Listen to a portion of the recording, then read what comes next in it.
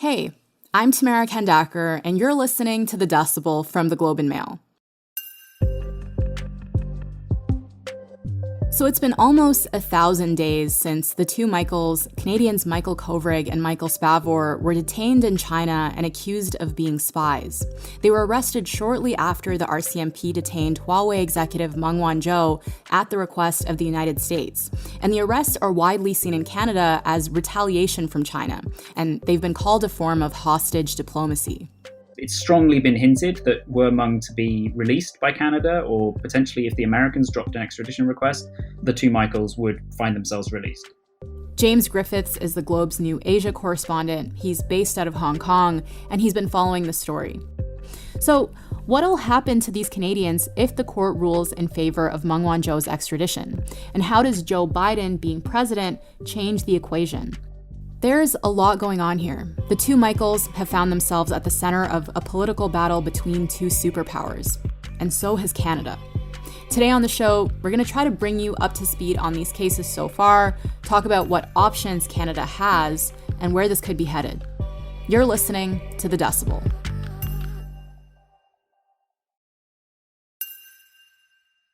Hey James, how's it going? Hey Tamara, thanks for having me. Thank you so much for being here. So, last week, we heard about two court decisions that were handed down in China in two cases involving Canadians. So one of the two Michaels, Michael Spavor, was sentenced to 11 years in prison for spying, and Robert Schellenberg, who was sentenced to death in 2019 for conspiring to traffic drugs and appealed, saw his death penalty sentence upheld. And we're still waiting to hear about how the courts are going to sentence the other Michael Kovrig. Talk to me about the timing of these decisions. Is it a coincidence that they're all happening around the same time, or why are they all being handed down around the same time? From the Chinese perspective, there is nothing out of the ordinary about these cases. They just happen to be on the docket around the same time, but it's pretty clear that they are mirroring activities which are happening in the Vancouver court in the case of the Huawei executive Meng Wanzhou, whose arrest in late 2018 kind of set the ball rolling for the two Michaels case, and then also came just before Mr. Schellenberg's original 15-year verdict was upgraded to a death penalty. And remind us who the two Michaels are and why the Chinese government says that they were arrested back in 2018. So Michael Kovrig is an ex-diplomat turned analyst. He was working in Beijing for a long time. Michael Spavor is a Canadian businessman. He did a lot of work in North Korea, but normally was based in China. They were both arrested or detained on December 10th, 2018, about 8 or 9 days after Meng was detained in Vancouver. It took us quite a long time to learn why they were being detained, or why the Chinese government felt that it should detain them. It has accused them both and charged them both since with espionage-related crimes, and that's what Mr. Spavor was convicted of last week. Right, and there was a trial, and tell me about what happened during the trial. Was there any evidence introduced that they were, engaged in acts of espionage? The honest answer is we don't know. Both trials were held behind closed doors. No one from the press, our colleague Nathan Vanderclip, tried to get in. He was turned away, as was the Canadian ambassador, multiple other diplomats from other countries who tried to attend the trial. China says this was for national security reasons, so we don't really know what the evidence against them is. Dominic Barton, the Canadian ambassador, he said last week that some of the evidence against Mr. Spavor involved photographs at airports or of aeroplanes that the Chinese claim were maybe from sensitive locations or sensitive planes or technology. Mr. Spavor claims they're just normal photos that someone might take at an airport, but that's really as much as we've got for in terms of evidence against them. What have Canadian officials, Canadian politicians said about Robert Schellenberg's sentence and the sentence handed down to Michael Spavor? Yeah, so this is the kind of key distinction between the cases. So there isn't so much of a suggestion from the Canadian side that Robert Schellenberg's entire case is trumped up and arbitrary. They have objected very vociferously to the sentence against him, as Canada does anytime a citizen is given a death penalty, and they've asked for a reprieve, but they haven't argued against the facts of the case so much. When it comes to Mr. Spavor and Mr. Kovrig, they've basically said from the get-go that this is a completely trumped up case. this is clearly a response to the Meng arrest in Vancouver, and that this is all about political pressure on Ottawa. So there is a bit of a difference in the case, and they've kind of both been lumped in by the Chinese decision to issue new verdicts in them in the same week. Mm-hmm. Why are the detentions of the two Michaels believed to be arbitrary? It's kind of a combination of both the timing of which they were both detained, and the Chinese themselves have indicated, both with the timing of their case when court hearings are, and also in some public statements, that this is linked to the Meng case. That, it's strongly been hinted that were Meng to be released by Canada, or potentially if the Americans dropped an extradition request, that the two Michaels would find themselves released. Right. What does China say about the Canadian government's arguments that these decisions are arbitrary? So China has, from the get-go, pretty much pushed back against these claims that the Kovrig and Spavor detention is arbitrary, or that it's political. In response to kind of the latest round of criticism this week, we had a foreign ministry spokesperson come out and say, China is a country ruled by law, and the judicial authorities handle cases in accordance with the law. It's worth noting, of course, that in the Chinese system, over 99% of cases that are prosecuted end in a guilty verdict. So the fact that someone comes before a court in China nearly always means that they are going to end up guilty. You've written about how there are many, many Canadians detained in China. There are other people who've received death sentences. And I wonder what you think of why China, if this is in fact in retaliation to Meng Wanzhou's arrest, why they would pick these two guys, Michael Spavor and Michael Kovrig, to fight this battle rather than the many other Canadians who were already detained in their system. Yeah, I think it sends perhaps a stronger message from Beijing's perspective to grab two new people.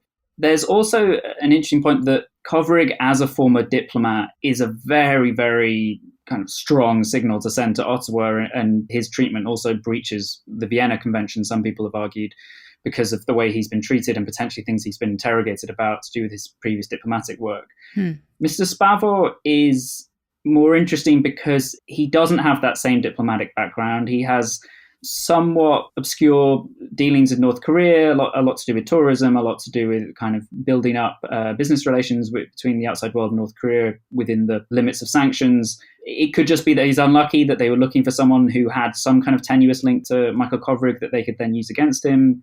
We don't really know, and this speaks to the problem of trying to interpret this case when we have little to no evidence made public. So let's talk about what's happening in Vancouver for a second. Remind people why Meng Wanzhou was arrested, and what is the latest from Vancouver and what's happening with her case? So now we have to go all the way back to 2013. Meng Wanzhou, as the Huawei CFO, was in Hong Kong and gave a PowerPoint presentation to some people from HSBC, trying to get the bank to do some business with them, and a Huawei partner called Skycom. They both had somewhat obscure dealings in Iran. The US authorities argue that in this presentation, in the representations that she made to HSBC, that she concealed the level to which the two companies were engaged in Iran and put HSBC at risk of violating US sanctions. She was arrested in 2018. She's been fighting extradition to New York to face those US charges ever since. It has been interesting that the judge has sounded less than convinced at some of the US arguments, which are being made in this case by the Canadian Justice Ministry. But even despite the judge's apparent confusion or criticism of the case, it's still generally expected that she'll rule in the government's favor. Okay, so you mentioned that the judge doesn't seem convinced of the arguments from the Canadian lawyers, and why is that?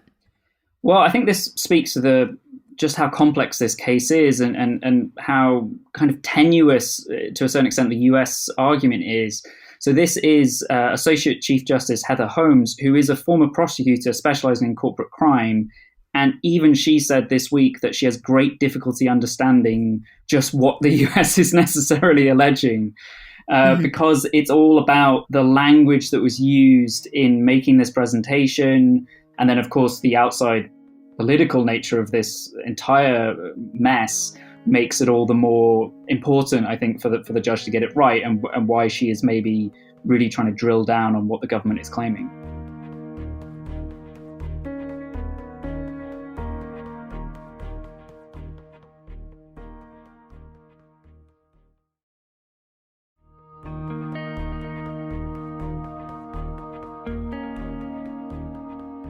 So China, of course, says that this whole thing is a sham and that the prosecution of Meng Wanzhou is politically motivated. And is there any evidence that that's the case? Or have they outlined any evidence that this is politically motivated?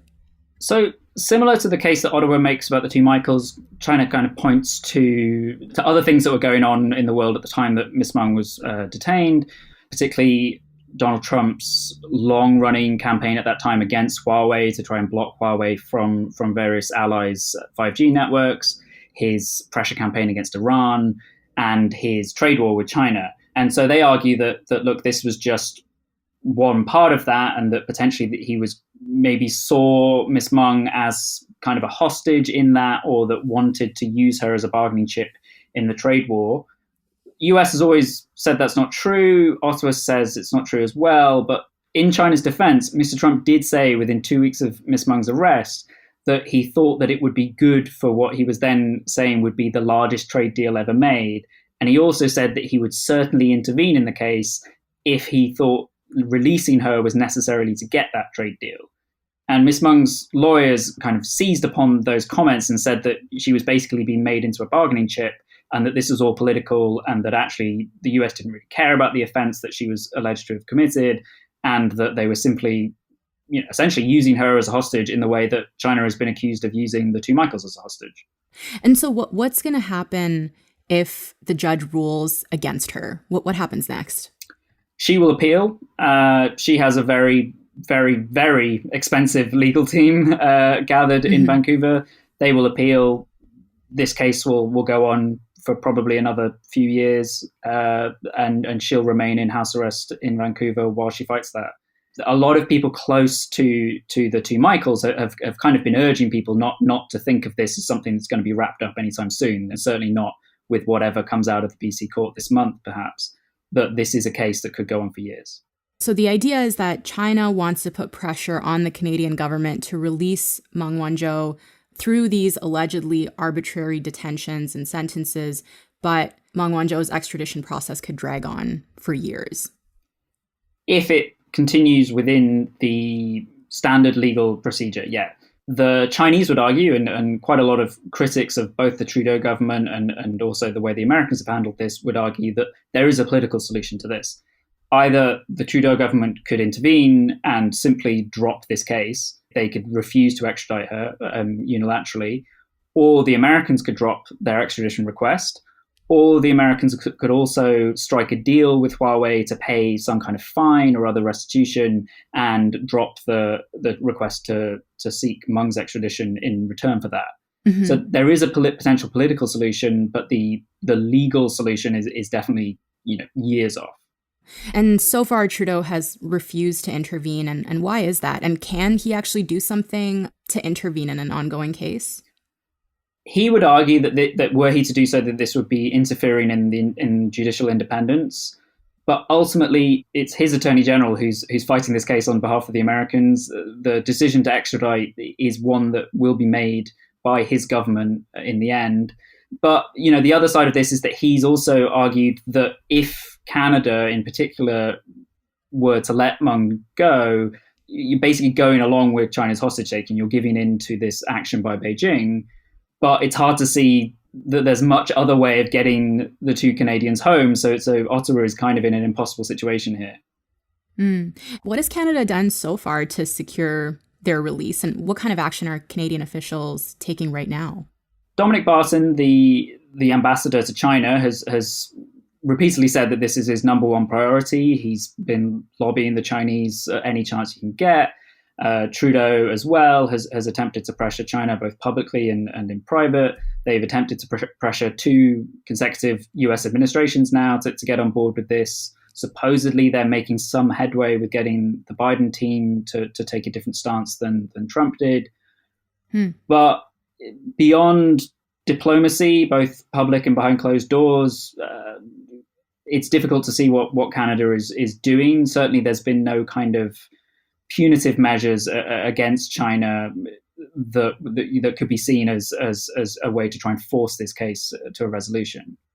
So you said that there maybe is some headway being made in terms of getting Biden to change his position on this. So is there any hope at this point that the U.S. will drop the case? Because obviously this started when Trump was in power and it was believed he was using Meng Wanzhou as kind of a pawn in his trade negotiations with China. So do you think the U.S. can be convinced to drop the extradition request for the sake of the two Michaels? Yeah, so this case obviously involves both Iran and China, which Joe Biden has been trying pretty hard to reset relations with since Trump took them both in a pretty dire direction under his term. And so there is some hope from Canadian officials and other observers that maybe Biden won't really be committed to pursuing this case, that they're not particularly invested in seeing Meng behind bars in the US. And that could lead to a situation where the US prosecutors will agree to some kind of plea deal with Huawei. Right. So you live in Hong Kong and there's a huge community of expats. And what are they saying about this? And how have people been feeling since the Michaels were arrested? I think when the two Michaels were first detained, that really did send a shiver of alarm through particularly the expat community in Beijing, but also more widely in Greater China. Maybe less so in Hong Kong because we still do have an independent judiciary to a certain extent, but particularly in China where there is a real risk of arbitrary detention, that they could be grabbed for something that seemed so nakedly political rather than got into some other legal trouble and ended up with a horrible sentence, which has kind of been the usual case in the past and is essentially what happened to Mr. Schellenberg. And we've also seen, since the two Michaels were arrested, that Australia has seen citizens arrested on apparently dubious grounds, and has also seen a couple of journalists have to flee the country for fear of being arrested on national security grounds. So this isn't just affecting Canada, and I think it is making a lot of foreigners in Beijing, particularly from countries whose governments maybe don't have a great relationship with China, really question their position there. Okay, so what do you think is next in all of these cases? It's like a lot to go through, but what are you watching for in the next little while? As much as we've had a huge flurry of activity this week, especially on the Chinese side, that doesn't necessarily mean anything's going to happen in the weeks and months to come. Mm-hmm. This is if you consider the Kovrig and Spavor cases to be a signal and a bargaining chip for Beijing, they're simply upping that signal or increasing their leverage against Canada by imposing sentences. We can assume that Mr. Kovrig's will be just as strict, if not stricter, than Mr. Spavor's. And the ball will then go back to Ottawa, to Washington, to see what they do with the Meng case. From the two Michaels' perspective, they maybe move from a detention cell to a proper prison, which might be an improvement in their conditions, that their conditions in detention have been really, really dire. And though I wouldn't wish a Chinese prison on anyone, it potentially is better than that. Yeah. But beyond that, not too much will change for them. It will be hugely stressful and scary, I'm sure, but they are in essentially the situation they were in before they got a sentence. Okay, James, thank you so much for doing this. I really, really appreciate it. Thanks, Tamara. All right, that's it for today. I'm Tamara Kandaker. Our producers are Madeline White and Kasia Mihailovich. Rebecca Weston is our intern. David Crosby edits the show. Angela Pacenza is our executive editor. Thank you so much to James Griffiths. You can find him on Twitter at jgriffiths. That's Griffiths with an S on the end. If you want to email us, you can reach us at thedecibel@globeandmail.com. If you want to reach me, I'm on Twitter at Anima_TK. We always want to hear from you. Thank you so much for listening, and I'll talk to you tomorrow.